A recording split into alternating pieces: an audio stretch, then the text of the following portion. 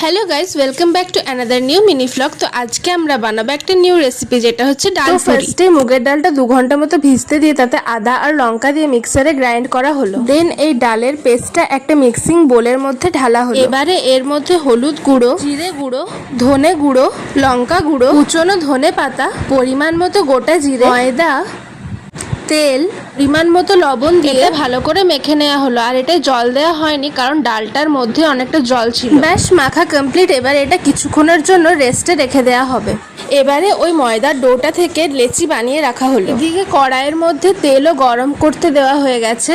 এবারে ওই লেচিগুলো বেলে নেওয়া হলো। এবারে পুরিগুলো গরম তেলের মধ্যে ছাড়া হলো।